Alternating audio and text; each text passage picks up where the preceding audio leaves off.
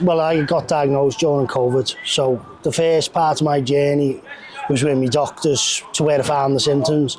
And with being a truck driver, I thought I'd caught something off a toilet seat of services or whatever.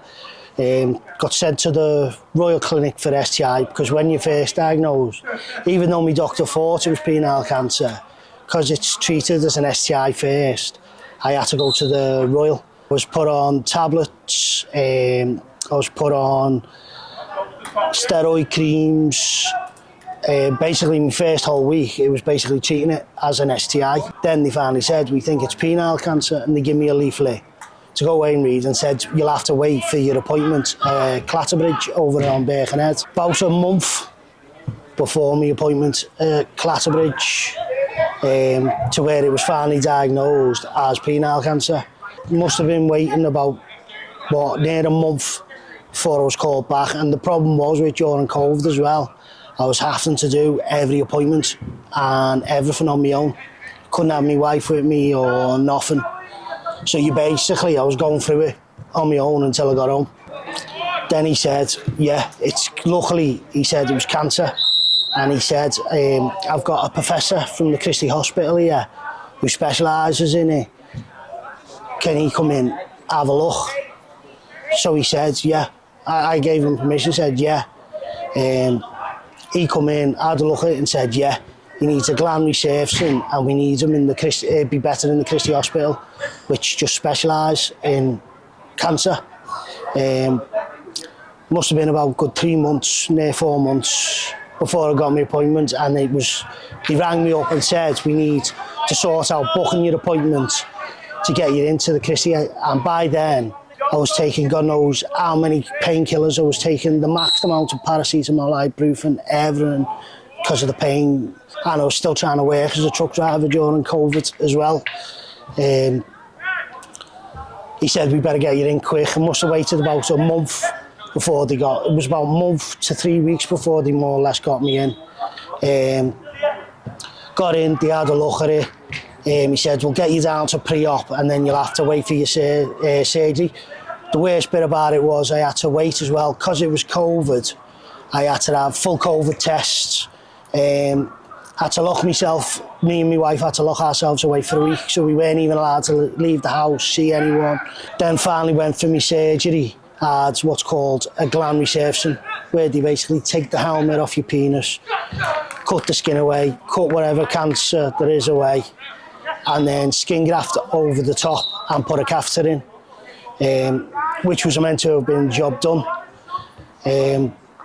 Must have waited, it's about a week you wait before you have your catheter out and any dressings removing. They had a quick look at it to check it, make sure it was all okay. I was sent back home, had another appointment a week later, and the tumour on the right hand side, it basically grew back, and you could see where it's usually round, it was flat where the tumour was, and then curved up. So he said, yeah, they need to get me back in. I had to have what's called a nodoscopy, which is ultrasound of your pelvic area. They're like 8-inch needles where they push down to your nodes to take fluid.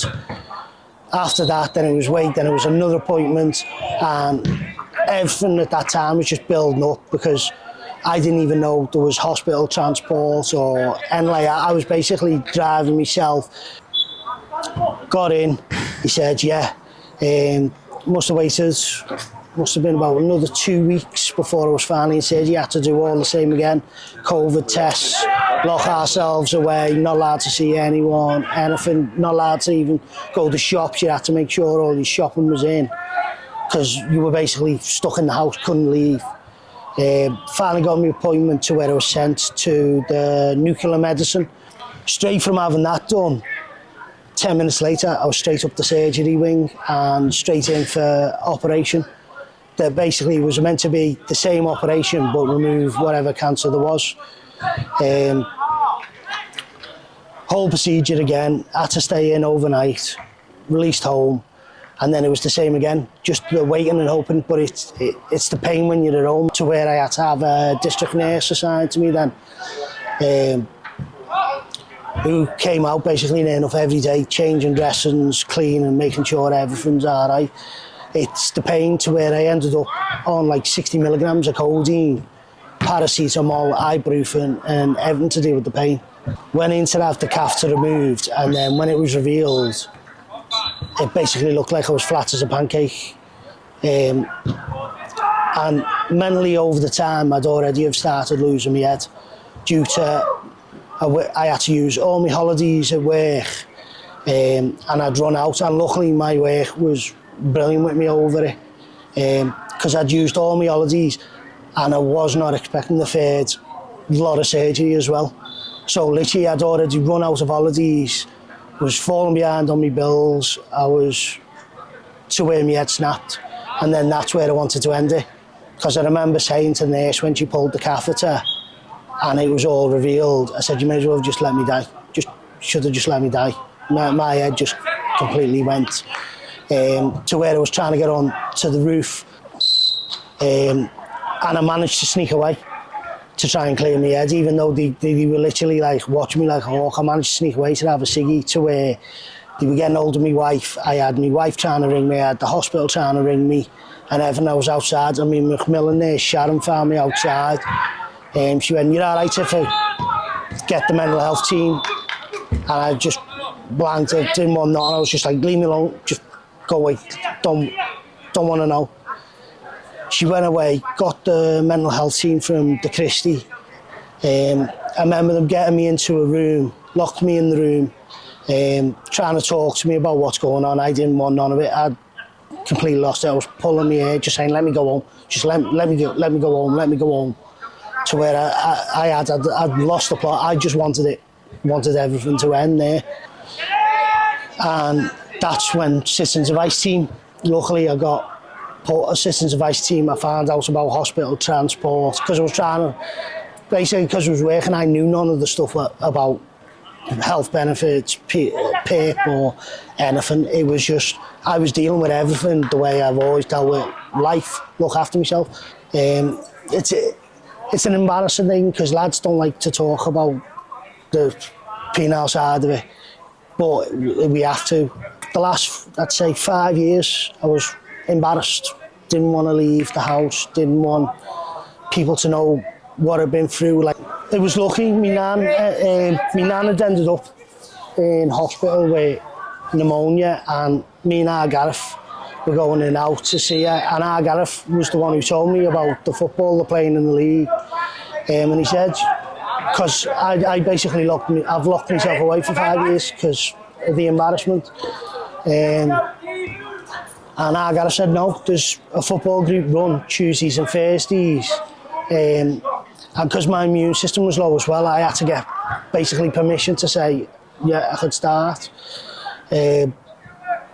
So if it weren't for Gareth introducing me to Tuesday and Thursday football group, doing the fitness side of it, because I ended up, because I'd locked myself away, I ended up like 24 stone.